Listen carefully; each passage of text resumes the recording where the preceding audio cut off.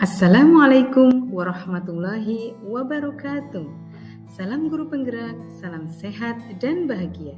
Saya Nurlaili Fauziatun, calon guru penggerak Angkatan 7 Kabupaten Banyumas. Saya akan memaparkan kesimpulan dan refleksi pemikiran Ki Hajar Dewantoro pada modul 1.1 Koneksi Antar Materi. Sebelum mempelajari materi pada modul 1.1 pembelajaran, saya lakukan fokus pada ketuntasan materi. Dalam proses pembelajaran di kelas, saya beranggapan bahwa murid secara keseluruhan harus bisa mengerti dan memahami semua materi pelajaran sesuai dengan kurikulum yang ada serta harus tuntas. Pembelajaran yang saya lakukan sebetulnya sudah menggunakan metode yang bervariasi sesuai dengan materi. Namun, belum digunakan secara rutin dan masih banyak menggunakan ceramah atau yang disebut juga dengan teacher center.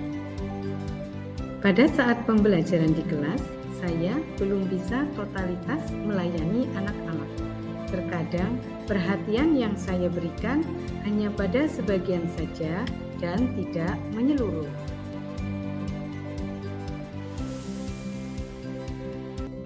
Setelah saya mempelajari materi pada modul 1.1, saya mendapatkan banyak pencerahan.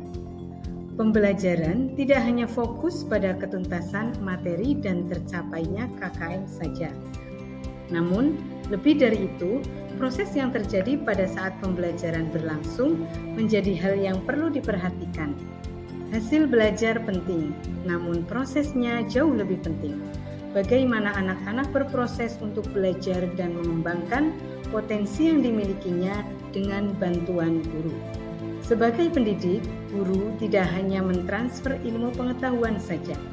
Guru harus bisa menuntun anak, menemukan dan mengembangkan potensi, bakat dan minatnya pada setiap proses pembelajaran yang terjadi. Guru tidak boleh memaksa dan menuntut anak untuk memenuhi keinginan dari gurunya yang tidak sesuai dengan kebutuhan anak. Pendidikan harus menuntun, bukan menuntut.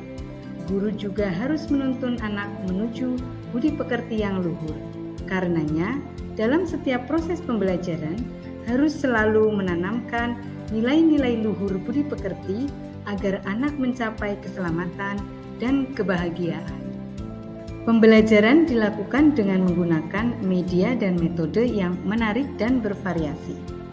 Menciptakan suasana belajar yang nyaman dan menyenangkan merupakan tugas seorang guru, agar anak dapat dengan leluasa mengungkapkan kreativitasnya tanpa ada rasa ragu dan takut. Sebagaimana petani yang merawat tanahnya supaya gembur, menyiraminya dan menjauhkannya dari hama, agar tanamannya dapat tumbuh subur dan menghasilkan. Begitu juga dengan guru. Guru harus memahami karakteristik anak didiknya, sehingga dalam pembelajaran dapat menggunakan media dan metode yang tepat sesuai dengan kebutuhan anak didik, sehingga anak didik akan aktif dalam kegiatan proses pembelajaran dan terciptalah pembelajaran yang berpusat pada anak didik. Melayani anak dengan penuh totalitas sesuai dengan kodrat alam dan kodrat zaman. Guru harus bisa melayani anak didik dengan penuh totalitas, memperhatikan kebutuhan anak didiknya secara menyeluruh, mendidiknya dengan penuh kesabaran, keikhlasan, dan ketulusan hati. Setiap anak punya keunikan sendiri, sesuai dengan kodrat alam dan kodrat zamannya. Semuanya itu harus mendapatkan pelayanan tanpa adanya perbedaan. Pendidikan tidak boleh statis, pendidikan harus mengalami perubahan, bergerak mengikuti perkembangan zaman. Dalam perubahan tersebut harus memperhatikan kodrat keadaan, prinsip perubahan, dan budi pekerti.